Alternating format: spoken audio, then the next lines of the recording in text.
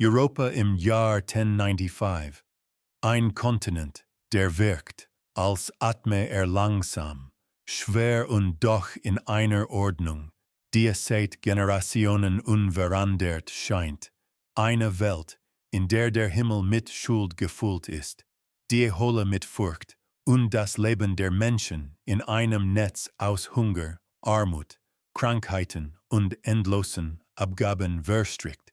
In dieser Welt, in der jeder Fehler eine Bürde ist, die Seele zu erdrücken scheint, wartete die Sehnsucht auf einen Funken, der sie in Flammen legen würde, und dieser Funke kam aus Clermont. Der Papst Urban II erhob dort seine Stimme.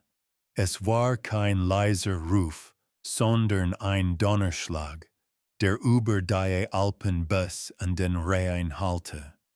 Jerusalem sei geschändet, die Heiligkeit Gottes sei an ein fremdes Volk gefallen, und wer sein Schwert hebe, sie zurückzuholen, werde im Himmel seinen Platz finden, ohne Beichte, ohne Schuld, ohne Fegefeuer. Die Worte losten sich von der Zunge des Papstes wie Funken, aber als sie über Länder und Flüsse getragen wurden daraus Flammen. Man erzählte sich nicht mehr, dass Jerusalem befreit werden müsse, man erzählte sich, dass Gott Blut wolle.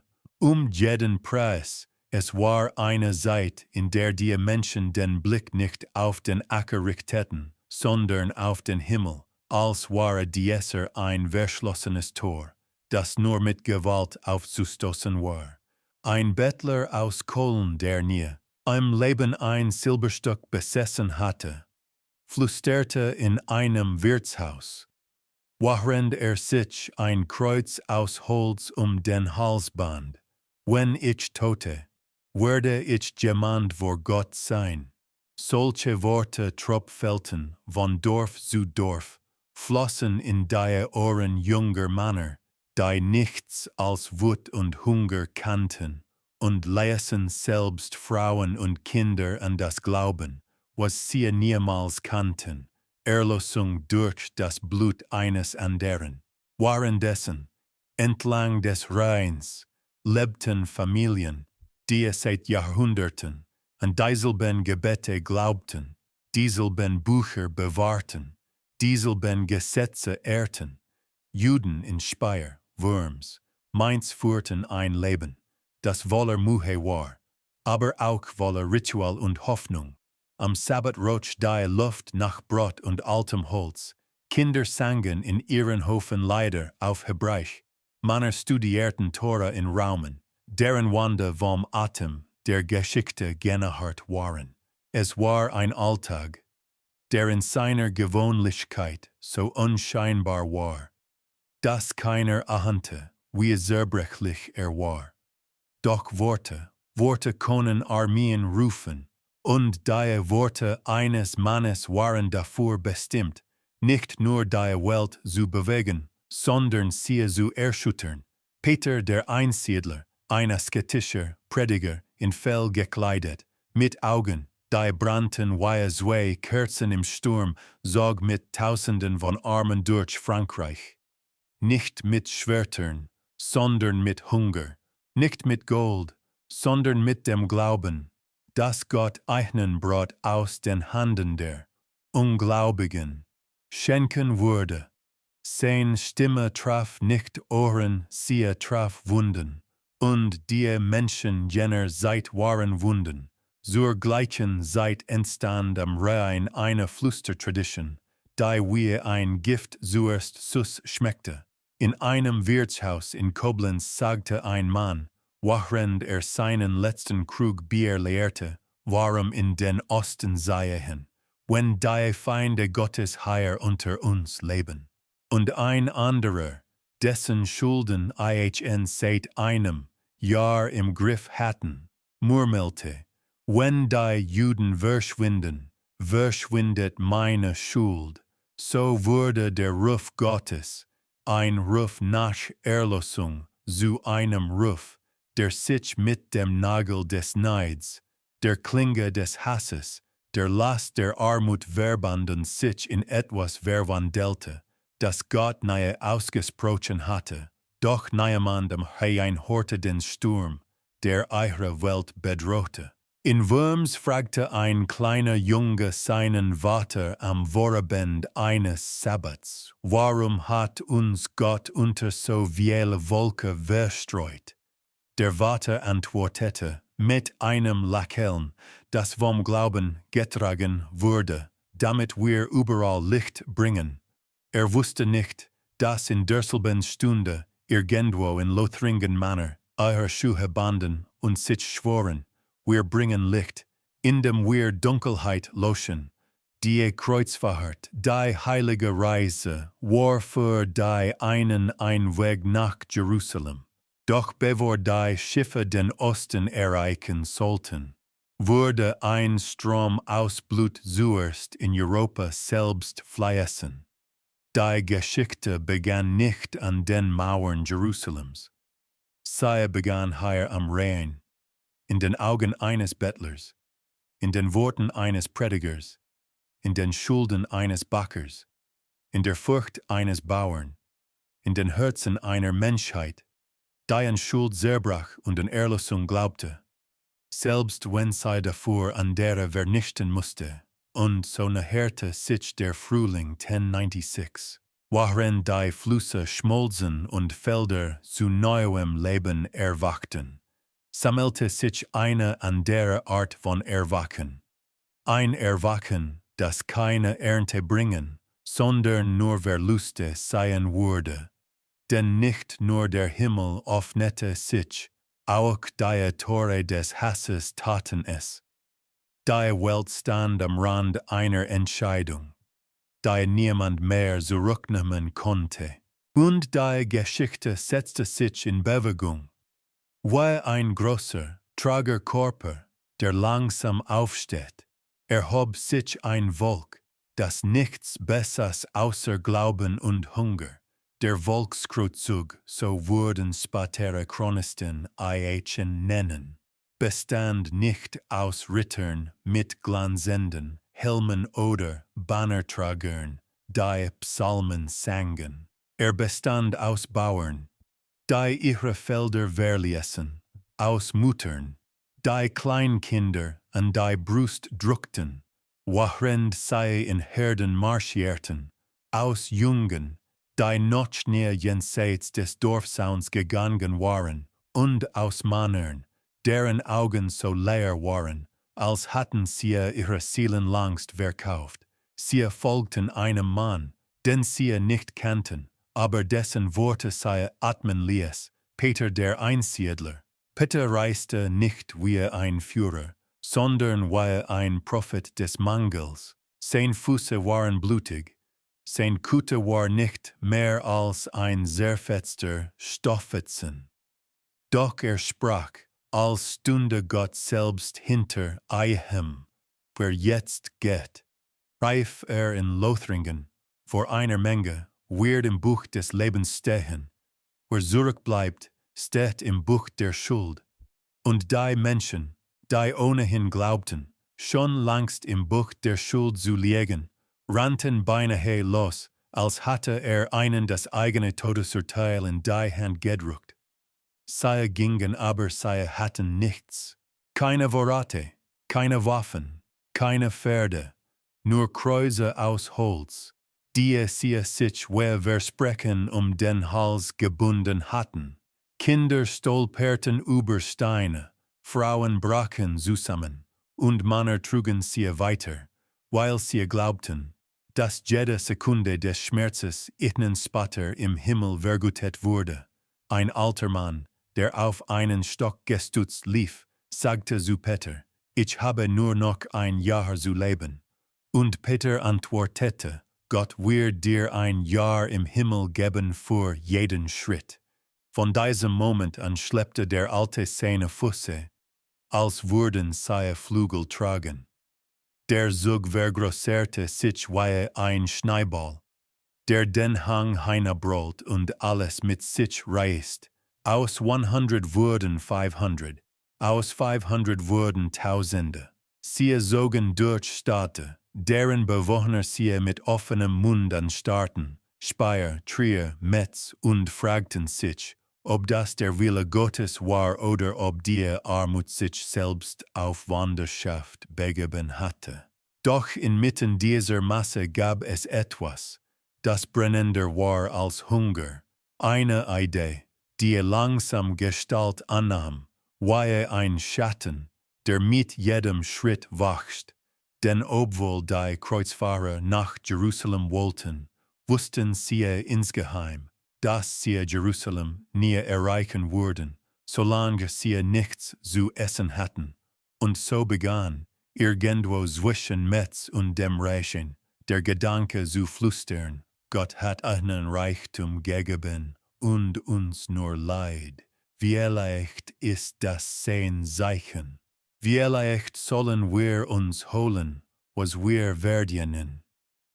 Die Juden, sie, so wurde es geflüstert, als waren sie ein ungreifbarer Feind, der im Schatten der Welt lebte, obwohl sie nichts taten außer über Märkte zu gehen, Handel zu treiben, Steuern zu zahlen und jeden Tag zu beten, dass eure Kinder in Frieden schlafen. Doch ein Volk, das leidet, braucht keinen Feind, es erschafft sich einen. Eines Abends, auf einem Feld nahe Köln, saßen hunderte Kreuzfahrer ein Feuer. Der Wind trug Funken in die Nacht, und mit ihnen flog ein Gedanke. Ein junger Mann, kaum alter als 16, sagte, wenn wir heilig sind, warum hungern wir? Ein anderer lachte bitter, weil die Juden Gottes Reichtum stehlen, und während niemand wusste, warum das sagte, dachten alle, sie hatten es schon immer gewusst. So schleicht sich Hass in ein Herz, nicht wie ein Schlag, sondern wie ein Flüstern. Peter hörte die Worte und schweig. Dieser Mann, der über Schuld gepredigt hatte, über Opfer und Vergebung, wusste, dass die Menge nun bereit war, etwas zu tun, was nicht ausgesprochen hatte, vielleicht weil es nicht wagte, vielleicht weil es nicht musste, denn die Worte, die nicht gesagt werden, sind manchmal die lautesten. Der Zug ging weiter, ohne Nahrung, ohne Hoffnung, ohne Ziel, außer einem, das Gefühl, etwas Großes zu tun. Jeder Schritt fühlte sich an wie ein Gebet, und doch schob sich unter die Gebete eine Sehnsucht, die Schatten warf. In Koblenz stahlen sie Brot aus Vorratskamern, in Bonn tranken sie Wein, den sie nicht bezahlt hatten. Und überall, wo ein Handler mit einer Kippe gesehen wurde, hielt man den Atem an, als würde sich im nächsten Moment die Frage stellen, ob Gott ihnen nicht genau diesen Menschen gesandt hatte. Doch noch geschah nichts. Noch stand der Hass wie ein Messer im Schatten, dessen Klinge nicht sichtbar war, aber doch fühlte man ihre Nähe.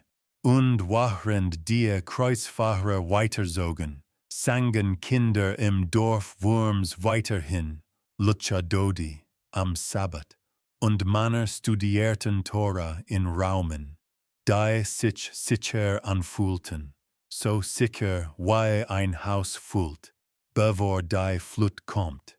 Die Nacht senkte sich über den Rhein, und die Geschichte, die sich in Bewegung gesetzt hatte, begann zu laufen.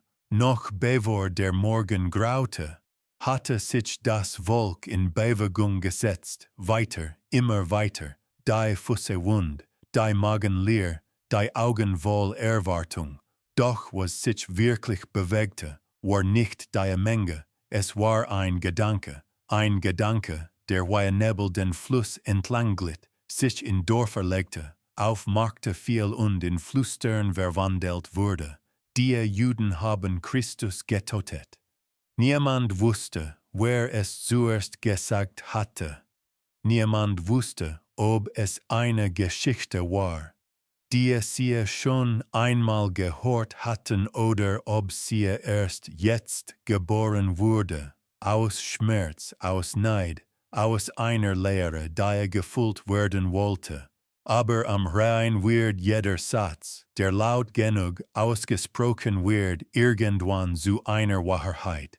In Koblenz erzählte ein alter Mann, dessen Sohn sich dem Kreuz angeschlossen hatte, dass Gott ihm im Traum erschienen sei und gesagt habe, reinigt die Welt, bevor das heilige Land betretet.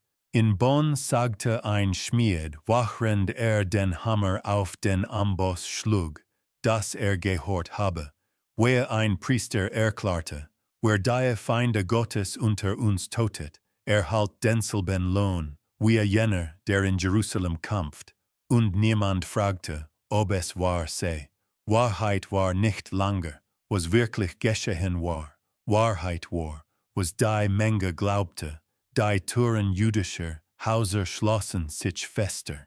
In Speyer und Worms sah man Männer, die mit unruhigen Blicken ihre Kinder hastig ins Haus zogen, sobald ein Fremder mit einem hölzernen Kreuz die Straße entlang ging.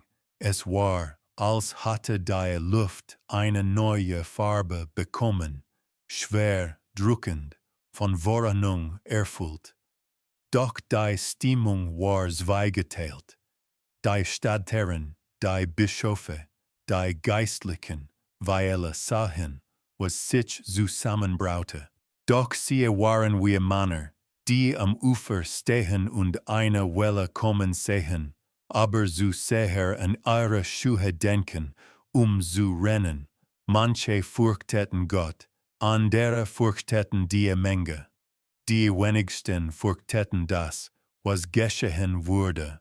Ein Kaufmann in Mainz sagte eines Abends im Familienkreis, während seine Finger über die Rillen eines hölzernen Bechers glitten, wir haben Verträge, wir zahlen Steuern, wir sind geschützt. Doch seine Frau sah ihn an, als hatte sie bereits verstanden, was nicht verstand. Schutz, der auf Papier geschrieben ist, verbrennt, wenn das erste Feuer gelegt wird. Die Juden selbst, sie wussten, vielleicht nicht, was genau kommen würde, aber sie spürten, dass die Welt kälter geworden war. In Worms saßen Männer im Haus des Rabbis und diskutierten, flüsternd, damit die Kinder nicht hörten, ist das der Wille Gottes? Ist es eine Prüfung? Oder ist die Zeit gekommen, die wir nie glauben wollten? Der Rabbi, dessen Bart so weiß war wie das Pergament der Tora, legte die Hände auf die Schriftroll und sagte nur, wir werden tun, was unser Vater taten. Wir werden bleiben, wir werden beten. Doch Worte, selbst heilige Worte, sind schwach gegen Klingen. Wenn der Hass erst einmal entflammt ist, und der Hass, hockte in den Schatten wie ein Tier, das darauf wartet, erlost zu werden. Auf den Straßen hörte man die ersten Forderungen, nicht offen, nicht laut noch nicht, sondern in Gesprachen, die klangen wie Wellen, die sich an Felsen brechen, sie sollen zahlen, sagte ein Ritter, der sich der Menge angeschlossen hatte, weil sein Erbe verspielt hatte. Wenn sie zahlen, müssen wir nicht hungern. Und ein anderer antwortete, oder sie sollen glauben, weil wir glauben. Dann lachte oder sterben, aber das ist noch nicht heute. Noch war es nicht heute, aber es würde bald heute werden. Eines Abends, in einem Gasthaus am Rhein, saßen mehrere Männer Bauern, ein verarmter Adeliger, ein junger Mann, dessen Augen unruhig flackerten. Einer von ihnen erzählte, habe gehört, dass ein Jude in Mainz einst ein Kind vergiftet habe. Man sagt, sie trinken das Blut von Christen in ihren Ritualen. Der Satz fiel wie ein Stein in eine stille Tiefe, Und obwohl keiner glaubte, dass wahr war, sagte auch keiner, dass falsch war. Sie wollten glauben, denn nur wenn etwas Schreckliches im anderen lag, konnten sie sich selbst als gerecht sehen. So wurde aus Flüstern Glaube, und aus Glaube wurde Forderung. Die Masse der Kreuzfahrer erreichte schließlich ein Dorf nahe Speyer. Dort standen sie, Hunderte von Eichen, vor den Toren, erschöpft, hungernd. Der Priester des Dorfes trat einen entgegen, ein dünner Mann mit Augen, der so viele Beichten gehört hatten. Im Namen Gottes, sagte geht weiter. Hier gibt es nichts für euch. Und die Menge, die sich von Gott selbst legitimiert fühlte, rief, aber Gott ist mit uns. Und als sie die Kirchenlieder anstimmten, zitterten die Fenster, und die Dorfbewohner verstanden, wenn Gott in den Händen derer liegt, die schreien, ist niemand sicher.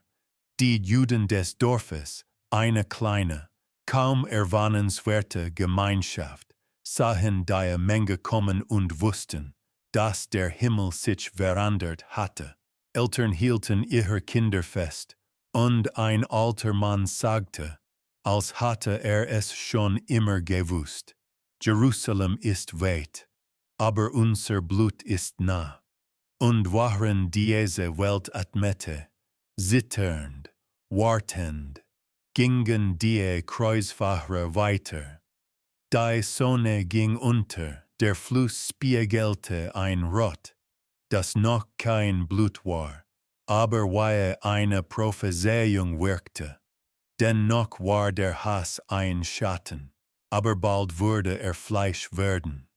Dieses Flüstern, das aus Angst geboren wurde und aus Neid genährt, verwandelte sich entlang des Rheins in etwas Greifbares.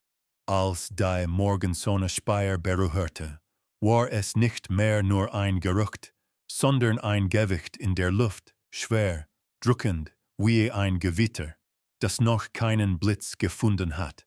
Die jüdischen Familien in Speyer hatten gehört, was sich in Köln und Koblenz zugetragen hatte.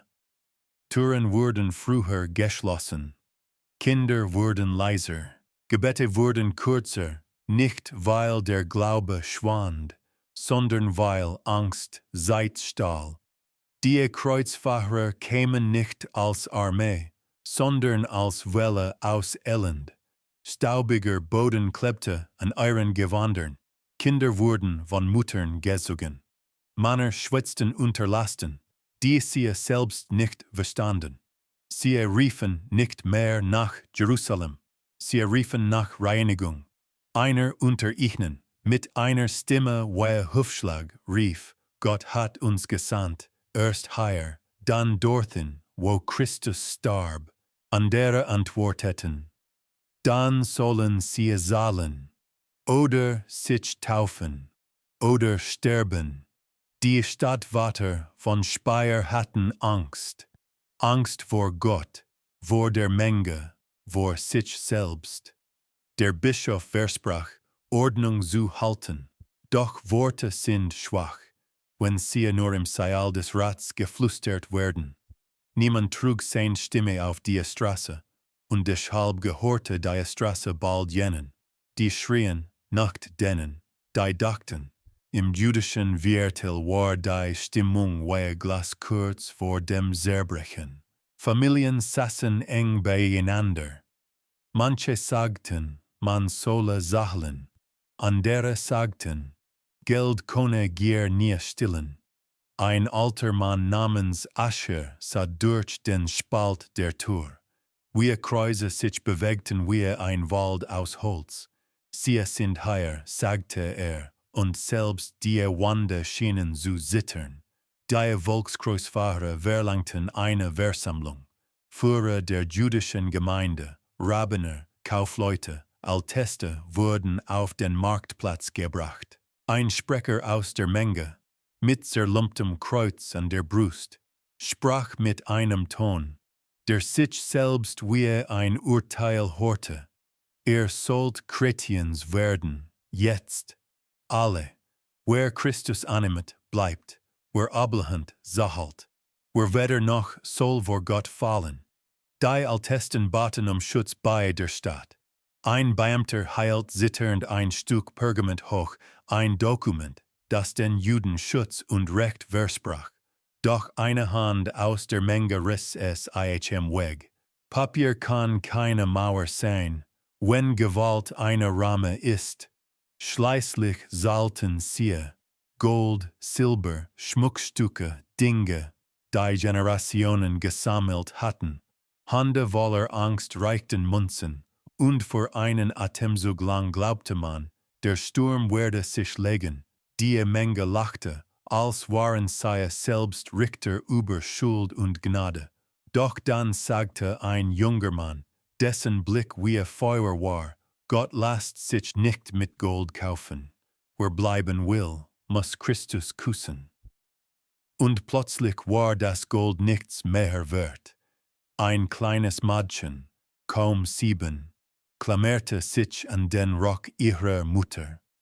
Ein Mann packte den Arm der Mutter und schrie, Taufe sie, jetzt. Die Frau schüttelte den Kopf und sprach, les, aber wie Stein, unsere Seele gehört ihm. Es genügte, ein Schlag, ein Körper fiel, dann eins weiter, und das erste Blut von Speyer färbte den Markt rot. Für einen Moment war niemand sicher, ob die Welt weiteratmete. Die Wachen standen abseits, wie Männer, die sich selbst im Spiegel nicht wiedererkennen. Einer flüsterte, wir sollten eingreifen. Ein anderer flüsterte zurück, und wer schützt uns? So blieb die Ordnung ein Geist, den niemand rief. Die Kreuzfahrer zwangen mehrere Familien zur Taufe.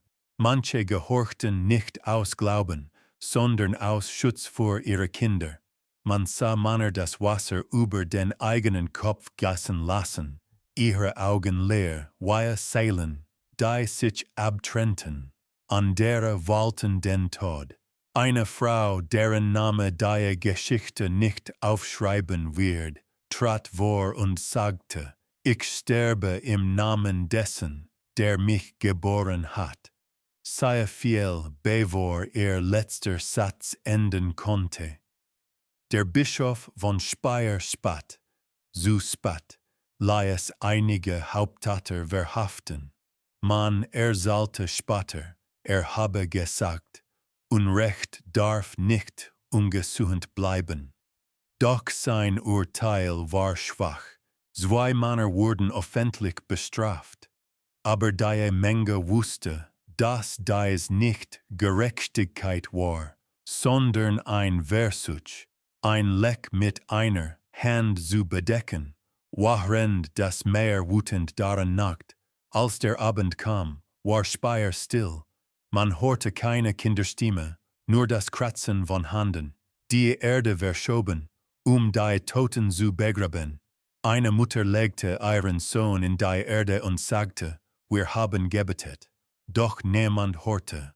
Ihr Mann antwortete, vielleicht hat nur der falsche Gott geantwortet. In jener Nacht standen Männer am Fluss und fragten sich, ob das Wasser sie retten oder nur das Blut tragen würde. Ein alter Jude sah in die Tiefe und sprach, dies ist nur der Anfang. Worms werd die Antwort sein. Seine Stimme trug über das Wasser und Worms hörte, lange bevor die Volkskreuzfahrer die Tore erreichten. Die Nachricht von Speyer reiste schneller als jedes Pferd, getragen von Tränen, Angst und jenen, die mit letzter Kraft entkamen. In den engen Gassen, wo einst Kinder spielten und Marktfrauen laut riefen, herrschte nun eine Stille, die wie ein Gebet ohne Stimme klang. Die jüdische Gemeinde von Worms war größer, wohlhabender, gelehrter als die von Speyer. Hier war der Rabbiner nicht nur ein Geistlicher, sondern ein Bewahrer von Wissen, ein Richter, ein Watter von Vielen, 10 Augen, von Kerzenlicht gezeichnet, blickten in die Schriftrollen, doch sein Geist horte das Rauschen des Rheins, als ob der Fluss selbst flüsterte, bereitet auch, der Bischof von Worms, dessen Sitz machtig war, hatte einst versprochen, die Juden wie Bürger Gottes zu schützen, sein Mauern, sein Siegel, sein Wort, alles das schien ein Schild. Und doch sah man auf seinem Gesicht, als die Gerüchte aus Speyer bestätigt wurden, ein Sogern, das tiefer schnitt als jedes Schwert. Ich kann sie nicht aufhalten, murmelte er zu seinen Dienern, nicht dir, die glauben, im Namen Gottes zu handeln. Glaube, wenn versert, war stärker als Recht. Die ersten Tage waren voller Vorbereitungen, Familienpakten, Schriftrollen, Silberbecher, Kinderkleider. Doch wohin sollten sie gehen? Die Welt außerhalb der Mauern war dieselbe Welt, die sich gegen sie wandte. Einige Männer gingen zum Bischof und baten Schutz. Man erzählte später, habe einen zugestanden, im Palast zu Flucht zu Feinden. Das Tor zum Palast, hoch, schwer, aus Eisen, stand offen wie der letzte Ausweg in einer sterbenden Stadt. Doch nicht alle konnten hinein. Als die Menge der Fluchtenden wuchs, als Mutterschreien und Kinder drängelten, fielen die Flügel des Tores langsam, wie ein Lid, das sich vor einem Albtraum schließt. Wer drinnen war drinnen, wer draußen blieb, war bereits verloren. Die Volkskreuzzfahrer kamen früh am Morgen, die Luft roch nach Regen, doch kein Tropfen fiel. Sie marschierten wie ein Strom, der keinen Lauf wählt, sondern sich seinen eigenen bahnt. Stöcke, Äxte, grobe Messer, Kreuz, die an Stricken hingen kein Heer, aber ein Wille. Und Wille totet schneller als Stahl. Vor den Toren standen die führenden Männerwurms, die Hände zitternd, doch erhoben. Dies ist heilige Stadt, rief einer. Hier ruht Abraham Abbas Sohn. Hier lernten wir die Tora. Lasst uns in Frieden. Doch die Menge horte nur sich selbst. Ein Kreuzfahrer, der nicht älter war als 20, schrie, sie haben Christus getötet. Heute ragt sich der Himmel. Das Wort Himmel wurde zum Messer, noch bevor Metall gesucht wurde. Die ersten Angriffe trafen nicht Mauern, sondern Herzen. Ein Händler, der zu spät von seinem Laden floh, wurde vor den Augen seiner Frau erschlagen. Sie fiel neben euch hin, nicht erschlagen, sondern gebrochen. Andere rannten, schreien, betteten. Ein Mädchen rief nach ihrem Bruder. Niemand antwortete. Innerhalb der Palastmauern drängten sich Hunderte. Sie hielten Luken geschlossen, als waren Bretter stark genug gegen den Zorn der Welt. Von den Fenstern beobachteten sie, wie unten der Marktplatz brannte. Schreie stiegen auf wie Rauch, und Kinder pressten ihre Ohren zu, die Worte nicht zu hören, die im Blut geschrieben wurden. Dann kam der Moment, der später in Chroniken als die Entscheidung, die niemand aussprach, beschrieben wurde. Die Kreuzfahrer riefen hinauf, gebt uns die sich weigern. Und als niemand antwortete, begannen sie, das Tor einzurammen. Männer drinnen sahen, wie das Holz erzitterte, als ob es Angst hatte. Frauen heilten ihre Kinder, flüsterten, vielleicht wird Gott uns retten. Doch eine andere Stimme, die in der Stille, sagte, vielleicht hat sich abgewandt. Als klar wurde, dass kein Schild, keine Mauer, keine Autorität sie retten würde, flackerte in den Augen der Eingeschlossenen ein Entschluss, der älter war als jedes Reich, Wenn man ihren Körper nehmen wollte, sollten sie wenigstens ihre Seilen behalten. Ein Mann namens David Kaufmann, Vater, Sohn, nahm ein Messer, seine Frau verstand, ohne dass er sprach. Sie nahm das Messer aus seiner Hand, hielt ihr Kind und sagte zum Himmel, wenn das die Prüfung ist, dann nimm uns als Ganzes. Und die Klinge sprach anstelle von Gott. Wir wissen nicht, wie wir sich entscheiden. Nur das Ergebnis. Als die Kreuzfahrer das Tor schließlich durchbrachen, fanden sie nicht, was sie suchten. Keine Schreie, keine Kämpfe, nur Stille, Körper, die sich aneinander klammerten, als wollten sie gemeinsam über den Tod hinausgehen. Manche sagten später, man habe ein Baby gesehen, das noch atmete, weil seine Mutter zu spät fiel, es zu halten. Für die Kreuzfahrer war dies kein Sieg, es war ein leerer Raum, und leere Macht wütend. Sie suchten weiter, fanden weitere Männer, Frauen, Kinder, die sich versteckt hatten. Für sie gab es keine Wahl. Blut rann über Steine wie ein schmaler Fluss. Jemand sagte, Gott seid uns. Doch ein anderer antwortete, nein, nur wir sehen uns selbst. Als der Abend fiel und die Sonne den Rhein rot färbte, schrieb die Stadt Worms einen neuen Psalm, nicht mit Worten, sondern mit Abwesenheit. 800 Namen, die niemand mehr rief, 800 Stimmen, die keine Lieder mehr sangen, 800 Seelen, die nicht ihr Graber wollten, sondern ihren Gott, der Bischof, dessen Tor zum Schutz bestimmt war, saß später allein in seiner Kammer. Vor ihm lag die Liste derer, die nicht schützen konnte. 10 Tränen fielen darauf, doch keine Tinte färbte sie.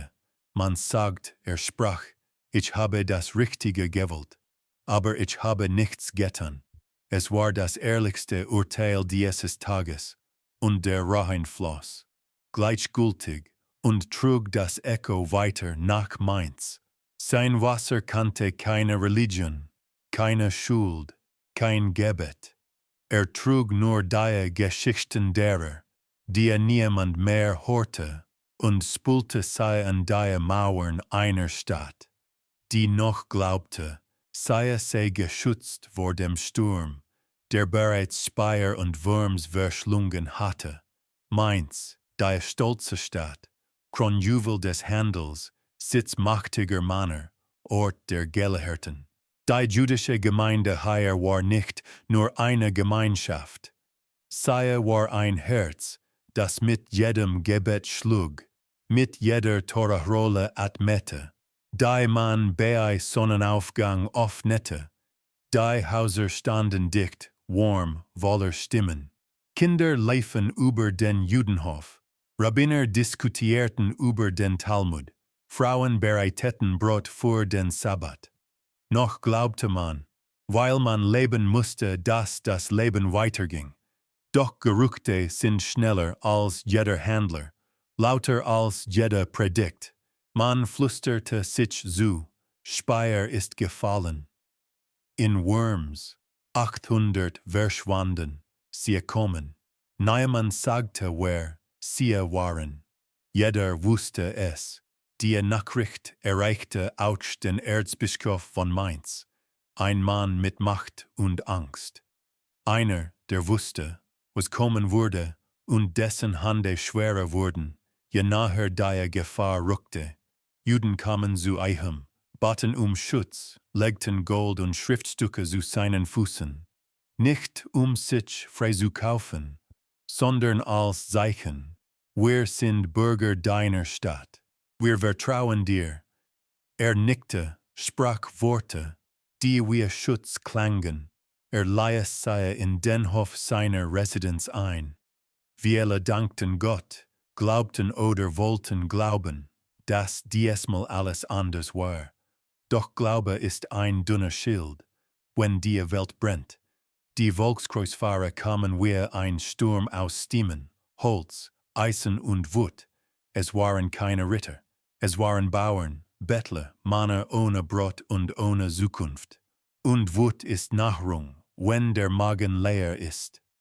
Einer rief, Gott will, dass wir sie toten. Ein anderer schrie, wer Juden verschont, wäret Christus. Manche lachten, als hatten sie ein Fest vor sich. Die Tore der Stadt waren stark, doch starker war der Wille der Masse. Bürger von Mainz, Christen, einige aus Angst, andere aus Überzeugung, viele weil es einfacher war, mitzulaufen als stehen zu bleiben, schlossen sich an, und die Sache wuchs, wie Wasser, das einen Damm sucht, Eichen zu brechen. Die ersten Stein trafen die Fenster jüdischer Häuser, man hörte Schrei. Männer rannten, Frauen deckten Kinder mit ihren Körpern zu. Und weiter, wie in Worms, floh die Hoffnung in den Hof des Bischofs. Hunderte drängten sich, hielten einander an den Händen, als konnten sie durch bloßes Berühren starke teilen. Tore schlossen sich, Augen blickten nach oben hin zu den Fenstern, aus denen man Rettung erwartete, und dann Stille, eine Stille, die man hören konnte. Als die Kreuzfahrer vor der Residenz standen, erwartete man, dass der Bischof sein Wort halten würde. Doch trat nicht hervor. Vielleicht weinte vielleicht betete vielleicht tat nichts. Und nichts ist schlimmer als jedes Schwert. Die Menge rammte das Tor. Jeder Schlag erzitterte im Herzen derer, die drinnen knieten. Ein Kind fragte, Vater, warum hilft uns unser Gott nicht? Sein Vater antwortete nicht, weil keine Antwort hatte. Und doch wurden Worte geboren, nicht aus Sicherheit, sondern aus Verzweiflung. Wir sind nicht vergessen. Als das Tor barst, brach auch der letzte Rest der Illusion. Die Angreifer, wie Tiere, die Blut witterten, stürzten hinein. Die nicht flohen, starben, und die flohen, rannten ohne Ziel. Blut auf Steinen, Schreie im Hof, ein Rabbi alt, mit Bart weiß wie Schnee, stand auf, obwohl sein Beine zitterten. Hob die Torahrolle, die man vor der Flucht greifen konnte. Sein Blick glitt über die Menge Mutter, Kinder, Männer, die sich aneinander klammerten, und sprach Worte, die Spotter überlebt haben, obwohl es nicht tat. Wenn wir fallen müssen, dann fällt nicht das Wort. Wenn wir sterben, dann sei unsere Erinnerung die Kerze, die Welt vor Dunkelheit warnt. Ein Mann, vielleicht war ein Knecht, vielleicht ein Bauer, niemand kennt seinen Namen, stieß ein nieder.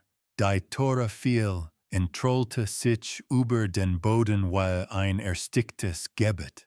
Manche sagten später, der Wind habe die Seiten bewegt, als würden sie noch sprechen wollen. Es war kein Kampf, es war ein Auslöschen. Manche versuchten auszuhandeln, zu zahlen. Doch Geld heilt keinen Hass. Andere wurden gezwungen zur Taufe. Wasser über euren Kopf, während ein Messer an eurer Kehle lag. Ein Junge, kaum 10 Jahre alt, sagte, wenn ich Christ werde, darf ich dann leben. Die Antwort, vielleicht, wenn du es richtig machst. Leben reduziert auf ein Vielleicht.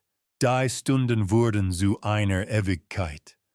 Und als die Sonne sich senkte, waren etwa 1000 Seelen nicht mehr in dieser Welt. Manche in Blut gefallen, manche in Wasser gezwungen, manche durch ihre eigene Hand, weil der Tod die letzte Freiheit blieb. Der Hof stank nach Eisen, nach Tränen, nach verlorenen Psalmen.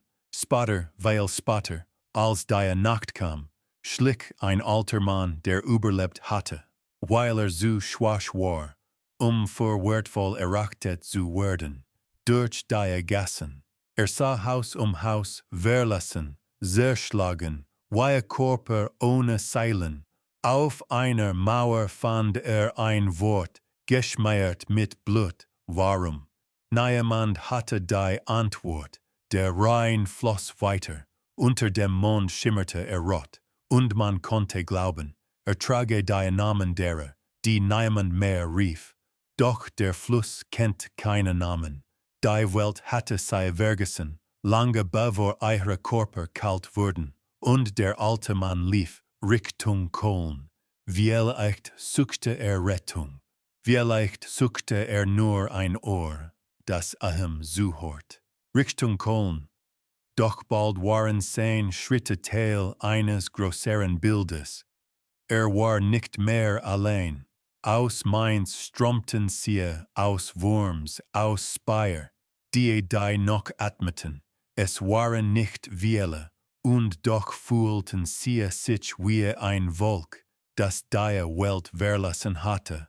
Noch bevor die Welt sie sterben ließ, sie sammelten sich am Ufer des Rheins. Der Himmel war grau, als würde selbst trauern. Manche standen da ohne Schuhe, andere trugen noch Kleidung, an der getrocknetes Blut klebte, das sie nicht mehr abwischen konnten, nicht, weil sie nicht wollten, sondern weil sie nicht die Kraft hatten. Frauen heilten Kinder, die keine Tränen mehr hatten.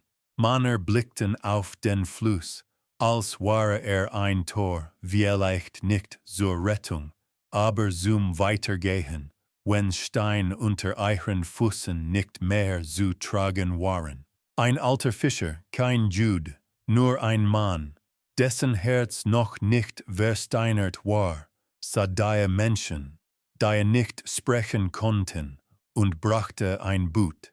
Mehr habe ich nicht, sagte vielleicht reicht es für einige.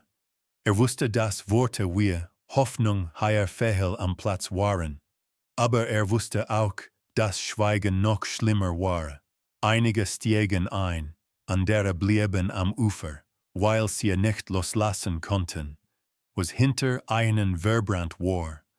Das Boot glitt über das Wasser. Jeder Ruderschlag war wie ein Herzschlag, der noch einmal Nein sagte zur Welt, die sie ausgestoßen hatte. Der alte Mann aus Mainz, dessen Name niemand kannte, hielt sich am Rand des Bootes fest und flüsterte, wenn ich lebe, schreibe ich es auf.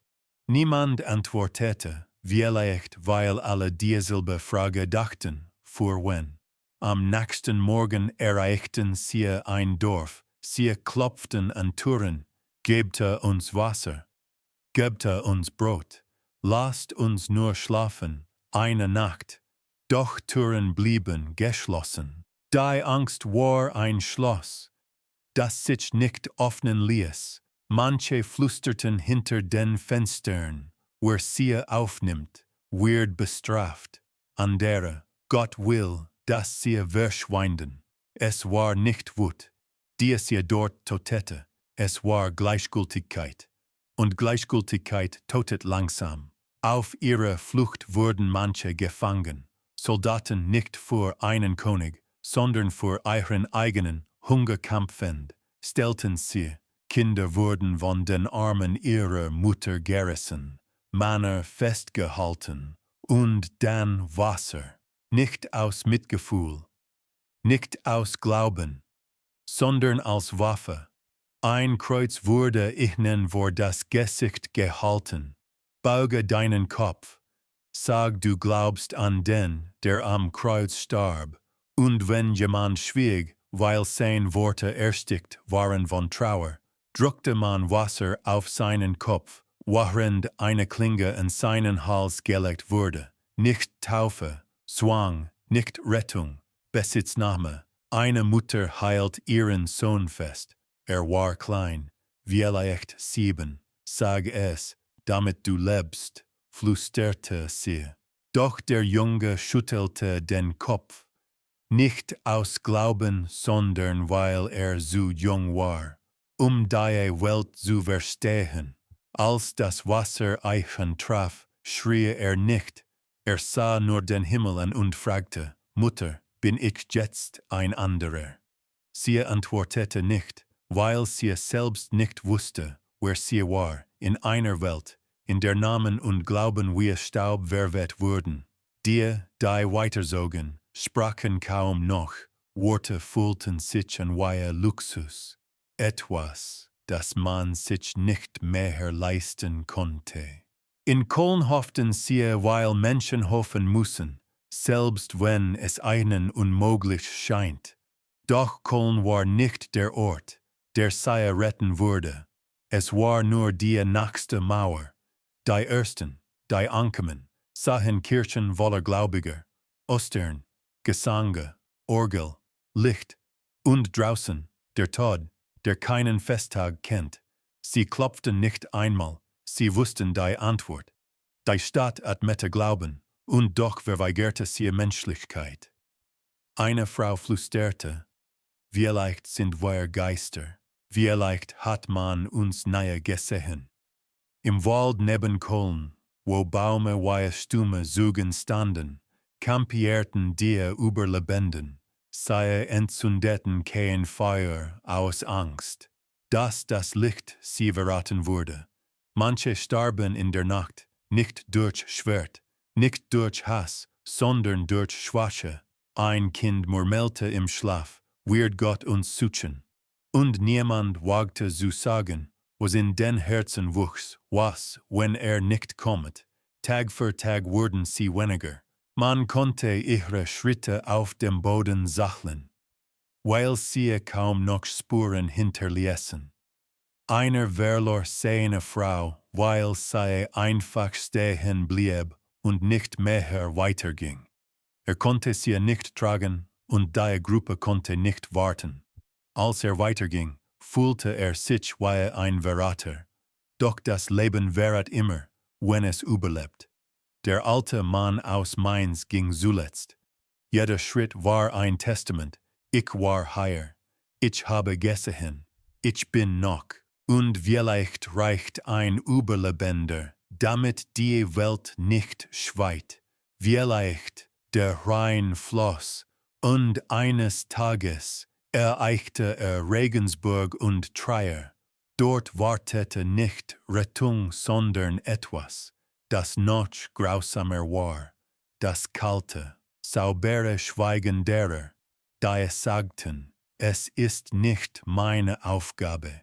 Und an jedem Ufer, an dem sie anlegten, blieb die Tür verschlossen, und so wurden sie zu Menschen, die weitergehen mussten, nicht weil Hoffnung sie trug, sondern weil Stillstand ihr Tod gewesen war. Ihre Schritte führten sie nach Köln, die Glocken der Stadt horten sie, bevor sie die Mauern sahen.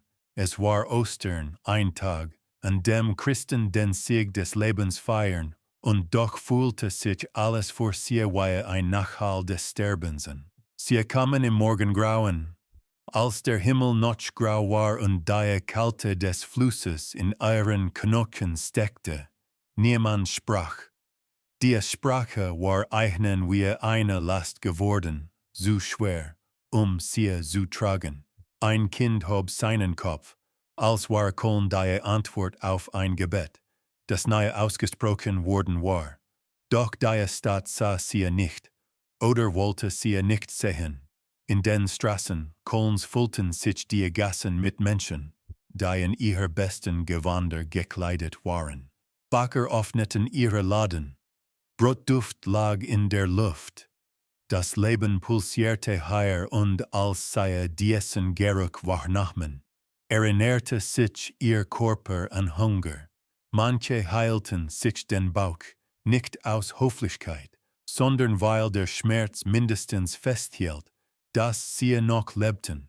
Als die Glocken erneut schlugen, strömten die Menschen zum Dom, das große steinerne Gebäude, dessen Türme wie Finger zum Himmel ragten, war erfüllt von Stimmen. Christus ist auferstanden, rief ein Mann, und sein Kind antwortete. Ein Chor begann, klare Tone schwebten weier Rauch in der Luft. Es war schwer zu glauben, dass derselbe Gott, dessen Name jetzt in Leidern erklang, zur Rechtfertigung des Leidens dieser Juden dienen sollte. Drinnen trat der Priester vor den Altar. Sein Gewänder leuchteten im Kerzenlicht, und seine Stimme war ein Werkzeug, das Herzen formen konnte. Schwestern und Brüder, begann er, wir leben in einer Zeit, in der der Herr uns prüft. Hat uns Jerusalem genommen, doch hat uns auch einen Weg der Erlösung gegeben. Hob die Hand, als müsse die Worte aus der Luft greifen. Wir müssen das Volk reinigen. Ein Raunen, sanft und doch drohend, ging durch die Reihen. Einige blickten sich unsicher, ob sie richtig gehört hatten. Oh! Der Feind Gottes sitzt nicht jenseits der Meere, rief plötzlich lauter. Lebt unter uns, ist unser Brot, nutzt unseren Schutz, während den Morde Christi verhört. Seine Worte stachen wie Dornen, und die Menge nähte sich vor, als müsse sie nachher kommen, die Wucht nicht zu verlieren. Ganz hinten, ein Mann mit grauem Bart erhob sich. Christus starb für alle, sagte Seine Stimme war schwach, aber klar, auch für den draußen. Wenige horten ihn. Die meisten horten nur den Ruf, der danach folgte. Wer schweigt, stimmet zu, schreie ein anderer. Das war der Satz, der Türen öffnete, nicht für Menschen, sondern für Gewalt. Währenddessen lagen die Juden am Rand der Wälder, nur wenige Schritte von dieser Kirche entfernt. Sie horten keine Predigt, sie horten nur das Echo von Stimmen, die zu laut waren, nicht eine Entscheidung zu fordern. Manche wagten sich zur Stadt, krochen nachher wie Tiere, die hoffen, ein Stück Brot könne sie retten. Doch jeder Blick, den sie empfingen, war wie ein Schlag. Eine Frau zog ihr kein festeren sich, als eine Gruppe junger Männer sie sah und flüsterte, sie sollten dankbar sein, dass wir sie nicht verjagen. Am zweiten Tag wagte einer von ihnen, der alte Mann aus Mainz, an die Tore zu klopfen. Sprach nicht, stand nur dort, mit leerer Hand, als Zeichen des Fehlens. Ein Wächter sah ihn lange an, bevor sagte, geht, heute ist ein Tag der Freude, wir wollen nicht erinnert werden. Worte wie ein Messer sauber, kontrolliert, tödlich. Und so kehrten sie zurück in den Wald. Dort, wo Blätter ihr Dach wurden und kalte ihr Bett. Der Boden war rau, aber ehrlicher als die Stadt. Regen fiel, manche tranken ihn, indem sie den Mund öffneten. Es war ein Bild, das keinem jemals gehört hatte, war nicht einer von ihnen gewesen, der schrieb, ritzte Worte in ein Stück Holz nicht, weil glaubte, dass jemand sie lesen würde, sondern weil Erinnerung der einzige Besitz war, den niemand ihnen nehmen konnte. Tage vergingen, Nächte wurden langer, der Hunger wurde ein Begleiter, der nie schwieg. Einmal versuchte ein Junge, in die Stadt zu laufen. Wurde nicht zurückgebracht. Wurde einfach vergessen. Seine Mutter wartete 3 Tage lang, bevor sie begriff, dass auch die Erinnerung an ihn nicht überlebt hatte. Die Gruppe wurde kleiner, nicht durch Blut, sondern durch das, was die Stadt ihnen verweigerte. Platz, Luft, Raum zum Sehen, als schließlich ein Mädchen, kaum älter als sehen, fragte, kommt jemand, uns zu retten? Antwortete niemand. Nicht, weil niemand die Antwort wusste, sondern weil jeder wusste, die Frage war falsch. Denn Rettung konnte nur dort existieren, wo jemand glaubte, dass sie verdient war. Und niemand glaubte das mehr, als die letzten Überlebenden Kölns die Butte bestiegen, schweigen sie nicht aus Demut, sondern aus Müdigkeit. Das Wasser des Rheins trug sie weiter, weil ein Geschöpf, das gelernt hatte, dass Tragen manchmal grausamer sein kann als fallen lassen. Die Ufer wechselten, Städte zogen vorüber, doch nirgends winkte eine Hand. Als Regensburg in der Ferne erschien, war es nicht wie eine Hoffnung, sondern wie ein nächster Versuch, vergessen zu werden. Die Tore der Stadt standen offen, aber nicht für sie. Händler gingen ein und aus. Kinder spielten auf den Stufen der Häuser. Es war ein normales Leben, und gerade das tat am meisten weh. Ein Mann aus der Gruppe, dessen Bart seit Wochen nicht mehr gestutzt worden war, wagte sich vor und sprach einen der Wachen an. Nur Wasser, für die Kinder. Die Wache sah ihn lange an, bevor sie antwortete, wir haben keinen Befehl, euch hereinzulassen. Sondern habt ihr einen Befehl, uns sterben zu lassen? Fragte der Mann. Der Wächter senkte den Blick, ich habe den Befehl, nichts zu tun. In einem Ratssaal aus Holz, nur wenige Straßen entfernt, diskutierten die Herren der Stadt. Der Vogt rollte eine Liste aus. 8 jüdische Familien in unserer Stadt stehen noch in den Schuldregistern. Wenn sie tot sind, ist das Kapitel geschlossen. Ein anderer, mit rotem Mantel, antwortete, und wenn sie überleben, dann müssen wir in Zukunft schützen, verteidigen, Truppen stellen und noch schlimmer, Schulden eintreiben, deren Wert wir nie sehen werden. Schweigen breitete sich aus. Dann sagte der Älteste, ein Mann, der seine Finger wie Wagen heilt, Gott straft, indem uns Gelegenheiten gibt, unsere Sünde wahre, sie zu storen. Draußen vor den Mauern warteten die Juden. Manche saßen auf dem Boden, als wahre Warten eine Form der Bewegung. Eine Frau heilt ihr Kind, dessen Atmung flach wurde wie die Linien eines letzten Gebets. Jede Minute war ein Urteil. Die Stadt tat nichts, und dieses Nichts war eine Tat. Ein junger Priester, der die Szene aus dem Fenster sah, flüsterte zu seinem Mentor, sollten wir nicht Hilfe senden. Der alte Priester lächelte nicht, atmete nur schwer. Mein Sohn, manchmal ist Gottes Wille, dass wir euch nicht vermuten.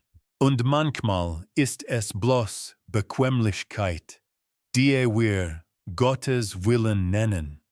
Dann schloss das Fenster, nicht um den Blick zu verlieren, sondern ihn nicht länger besitzen zu müssen. Nach 2 Tagen und 2 Toten zogen sie weiter.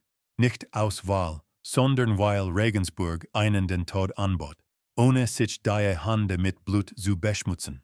Der Rhein nahm sie weiter auf, wie ein unerbittlicher Chronist, und führte sie nach Trier. Trier war anders, es war nicht still. Es war selbstbewusst in seiner Gleichgültigkeit.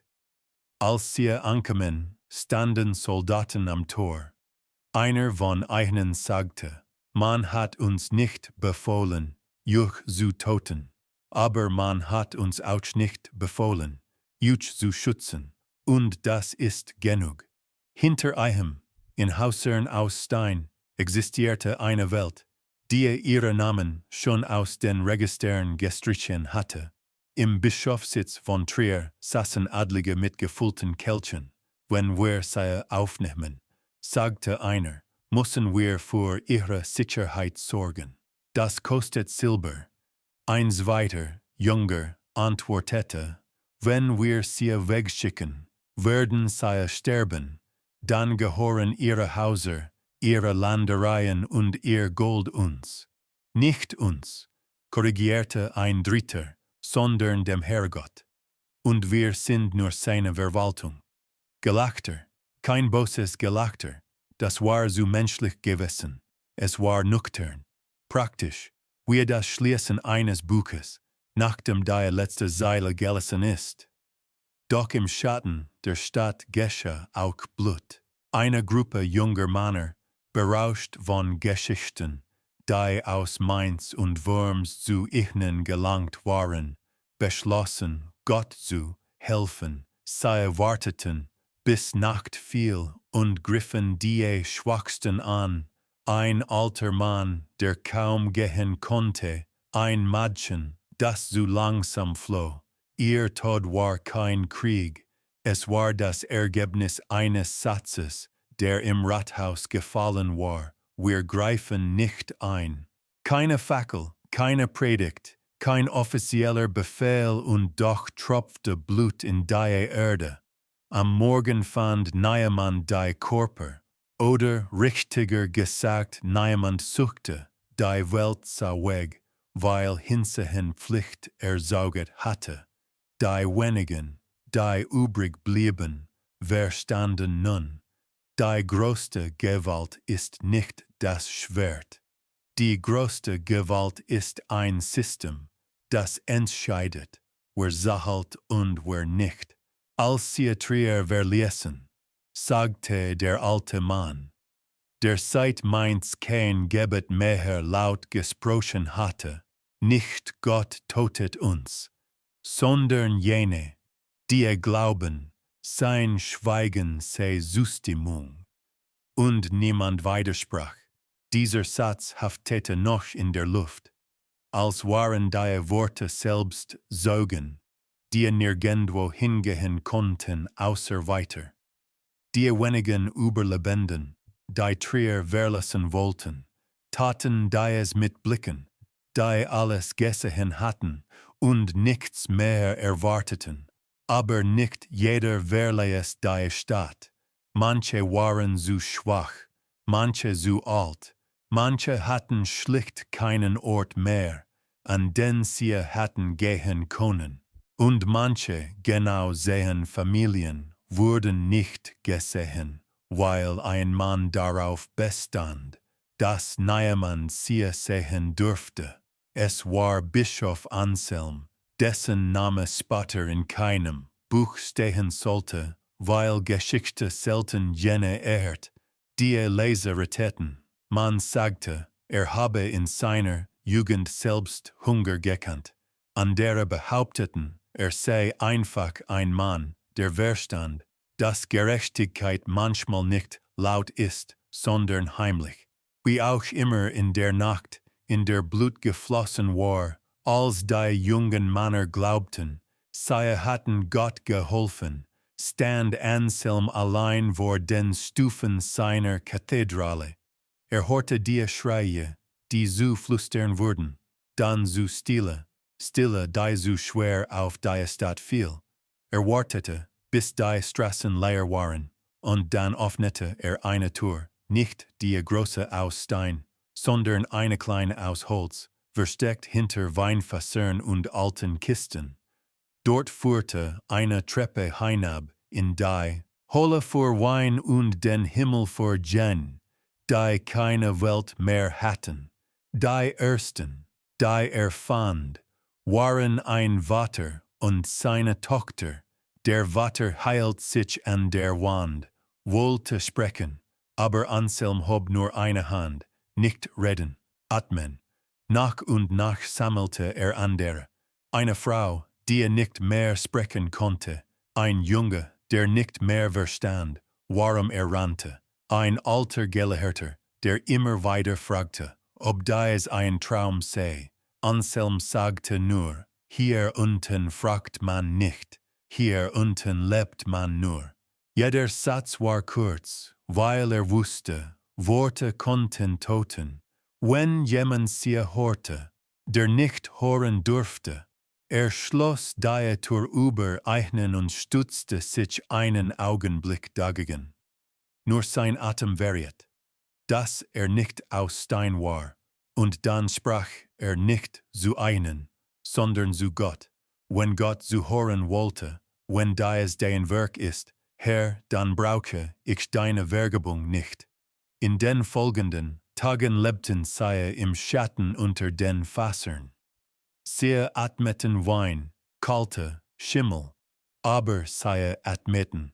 Kinder schliefen im Schoß ihrer Mutter, ohne Albtraume, weil Albtraume Worte brauchen, und Worte hatten sie keine mehr. Der Vater, den Anselm zuerst gefunden hatte, fragte eines Nachts flüsternd, warum tust du das? Und der Bischof antwortete, weil ich nicht glauben kann, dass derjenige, der Kinder erschaffen hat, ihre Tötung brauchen soll, verherrlicht zu werden. Oben währenddessen wurde die Stadt lauter. Männer erzahlten, sie hatten das Werk Gottes getan. Einer prahlte, ich habe einen erschlagen, der kaum gehen konnte. Gott wird mich belohnen. Ein anderer antwortete, vielleicht, aber die Stadt wird uns belohnen zuerst. Sie lachten, und dieses Lachen durchdrang die Erde, erreichte die Menschen unter ihr wie entfernte Gewitter, die man nicht stoppen kann. Anselm wusste, was tat, war gegen die Stadt, die Kirche, vielleicht sogar gegen seine eigene Sicherheit. Wusste, wenn eines der Kinder hustete und jemand hörte, alle würden sterben. Wusste, konnte es nicht lange tun. Aber tat es, weil niemand sonst es konnte. Eines Abends kam ein Kanonikus, ein Mann vom Kapitel, zu ihm. Man sagt, du haltst sie versteckt. Anselm antwortete nicht sofort. Schweigen war eine Waffe, und wenn ich es tate. Der Kanonikus blickte ihn an, als messe Gewicht. Dann sei dir bewusst, wenn das Volk es erfahrt, wirst du sterben. Wenn ich nichts tue, sagte Anselm, sterbe ich trotzdem, nur langsamer innen. Der Kanonikus sagte schließlich, ich werde nichts sagen, aber du darfst nicht glauben, dass du Geschichte rettest. Du rettest nur Zeit. Zeit, antwortete Anselm, ist das Einzige, was einem Leben bleibt, wenn sonst nichts bleibt. Die Nächte wurden kalter, der Wein nähte sich dem Ende, und die Juden unter der Erde wussten, was oben geschah, nicht durch Worte, sondern durch das Fehlen von Schritten. Die zu ihnen kamen. Der Vater fragte den alten Gelehrten, glaubst du, Gott sieht uns? Antwortete, wenn uns nicht sieht, dann sieht die uns Toten, und ich weiß nicht, was schlimmer ist. Am Morgen des 4. Tages, als Anselm neues Brot hinabtrug, bleib lange an der Treppe stehen. Ich weiß, dachte ich kann den Fluss nicht umkehren. Und dann sprach ohne zu wissen, ob jemand hörte, wenn dies die Armee des Herrn ist, dann soll wissen, der Herr braucht keine Hände, die Kinderblut tragen. Doch Worte andern keine Geschichte, Worte allein sind nur Luft. Und draußen wartete Geschichte bereits.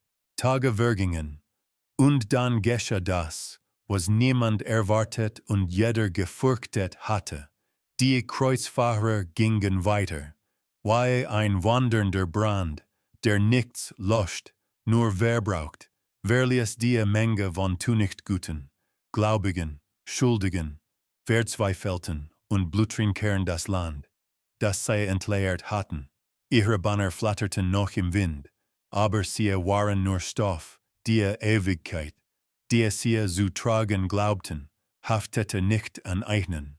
Sie zogen gen Osten in Richtung Byzanz, als waren sie ein Heer, das etwas gewonnen hatte, aber hinter ihnen dort, wo ihre Füße den Boden betreten hatten, lag keine Spur des Sieges, nur der Abdruck des Verlustes.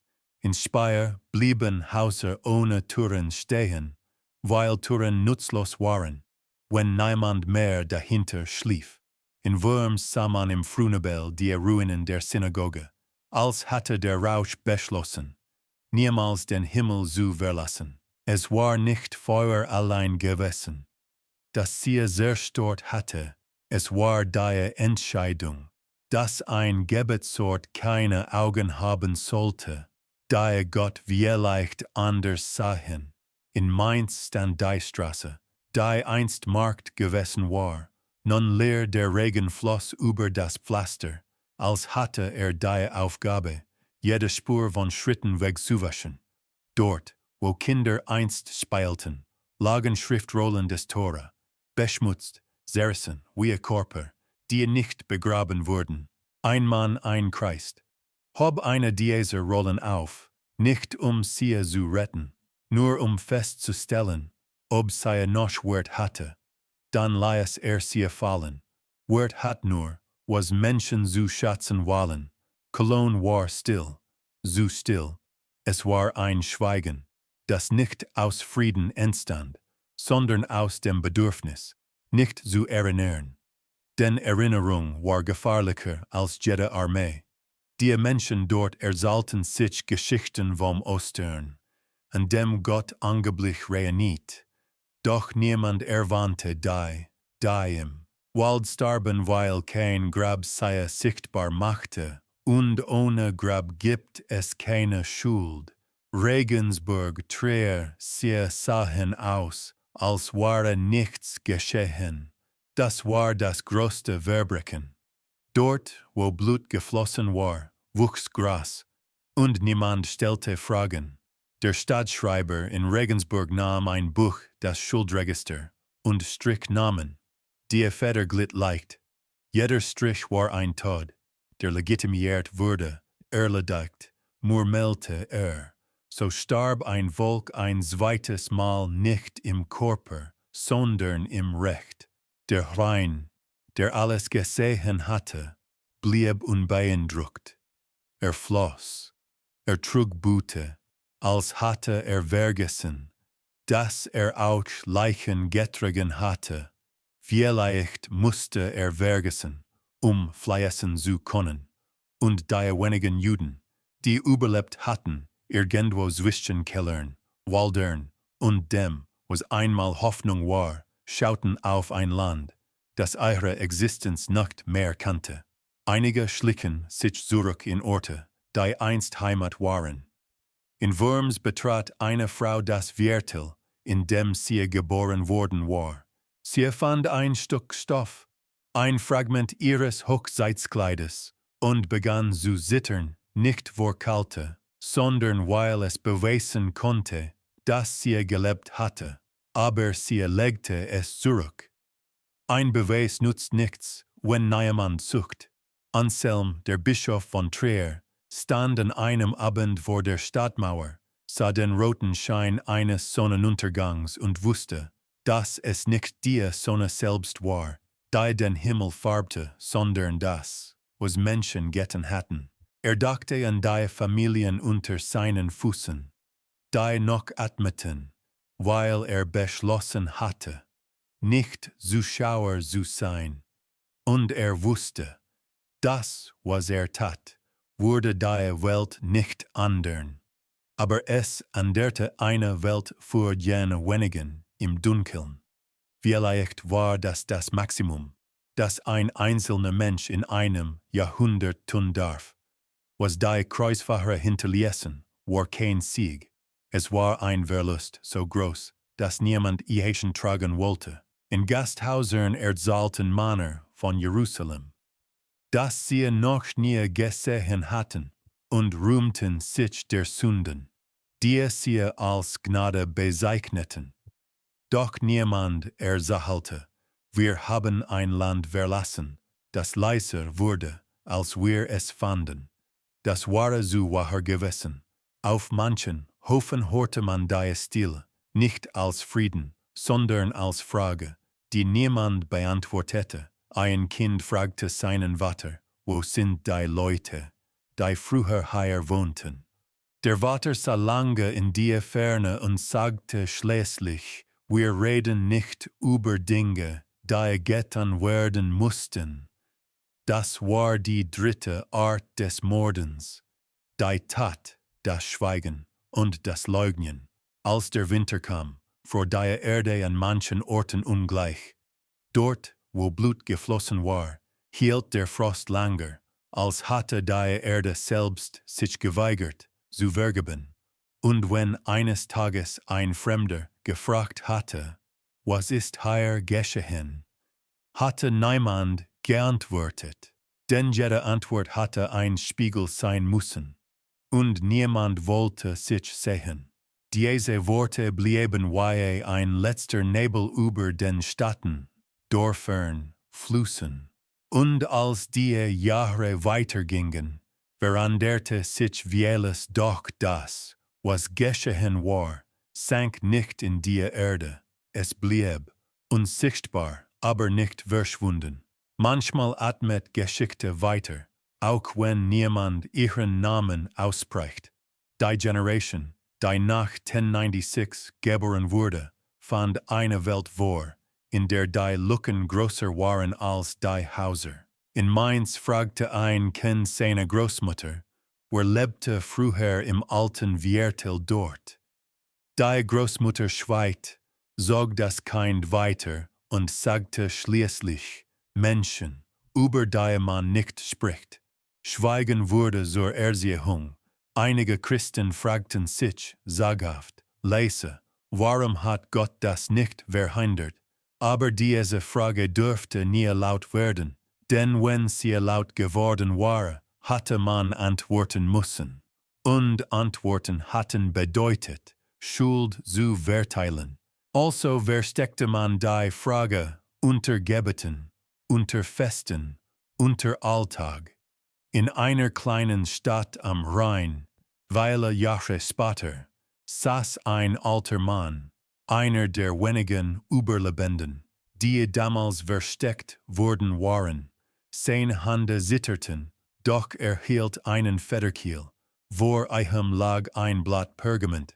Er schrieb langsam, als müsse jedes Wort erst durch sein Herz gehen, bevor es Tinte wurde. Nicht Gott, Schreiber, hat uns getötet, sondern Menschen, die sagten, sie handelten für ihn.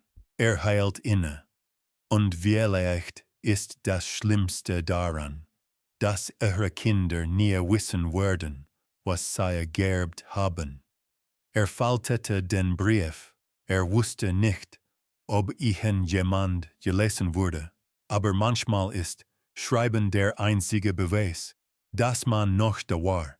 Es gab Orte, an denen Gras wuchs, wo einst Stimmen gewesen waren. In Speyer erzahalte man sich irgendwann eine Legende von einem Flüstern, das man in stillen Nachten hören konnte, wenn der Wind entlang der alten Mauern strich. Manche sagten, es sei der Wind. Manche sagten, es sei Geschichte, die sich weigert, vergessen zu werden. Aber die Welt veränderte sich und veränderte sich nicht. 200 Jahre später, als neue Pogrome ausbrachen, flüsterte jemand, hat das nicht schon einmal begonnen, mit einem Satz, mit Schweigen. Doch kaum jemand erinnerte sich, denn Erinnerung braucht Mut, und Mut war ein Luxus, den man sich selten leisten wollte. Die Rabbiner der späteren Jahrhunderte erzahlten von 1096, als wäre es ein Mythos. Nicht weil sie es zu Mythen erheben wollten, sondern weil das, was real war, so schmerzhaft gewesen war. Einer schrieb, wir tragen die Toten nicht im Arm, wir tragen sie unter der Haut. Und so wurde 1096 zu etwas anderem, nicht ein einzelnes Jahr, sondern ein Anfang. Ein Anfang von Jahrhunderten, in denen dieselbe Frage immer weiter zurückkehrte, wie ein Refrain, warum? Ein junger Schüler des 15. Jahrhunderts fand einst in einem Buch eine vergilbte Notiz. Eine Mutter begrub ihr Kind im Schnee und niemand bemerkte es. Fragte seinen Lehrer, was das bedeutet. Der Lehrer antwortete, es bedeutet, dass wir nicht lernen. Und dann schloss das Buch, denn es gab Dinge, die man nicht so lange betrachten dürfte, ohne zu zerbrechen. In Trier, hoch oben in einem alten Weinkeller, fanden Arbeiter weil Generationen später ein Stück Holz, eingeritzt mit Worten, die kaum noch zu lesen waren. Man konnte nur erahnen, wir sind noch. Der Arbeiter wischte den Staub darüber, und aus irgendeinem Grund legte das Stück Holz nicht zurück. Nahm es mit nach Hause. Wusste nicht, warum, aber vielleicht hatte Erinnerung eine Gewalt. Als Europa später erneut brannte, in Jahrhunderten, die Namen tragen wie Narben, sagte ein Historiker, es begann nahe mit Lagern, es begann mit Türen, die geschlossen bleiben. Und jemand, der zuhörte, fragte, welche Türen zuerst? Die der Herzen, antwortete so bleibt 1096 ein Jahr, das nahe wirklich endete. Es wanderte weiter, von Mund zu Mund, von Wunde zu Wunde, von Stille zu Stille. Und manchmal, wenn Juden entlang des Rheins betäten, sangen sie ein Lied, das keine Melodie brauchte. Ein Lied, das nur auf einer einzigen Wahrheit beruhte, dass man existierte. Auch wenn die Welt beschloss, es nicht zu glauben. An einem Winterabend, Jahrhunderte später, stand ein Rabbi am Fluss und sagte zu seinem Schüler, wenn du eines Tages gefragt wirst, warum wir Geschichten erzählen, dann sag ihnen, weil unser Blut sonst umsonst geflossen war. Der Schüler nickte, und fragte, und wenn niemand zuhört? Der Rabbi lächelte müde, dann erzählen wir weiter, damit wenigstens wir nicht vergessen.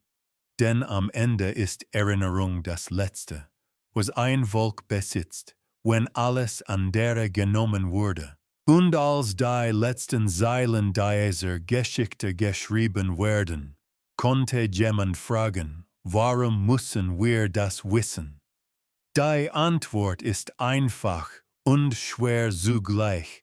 Geschichte existiert nicht, erzählt zu werden. Sie existiert, uns zu erinnern, damit wir nicht wiederholen.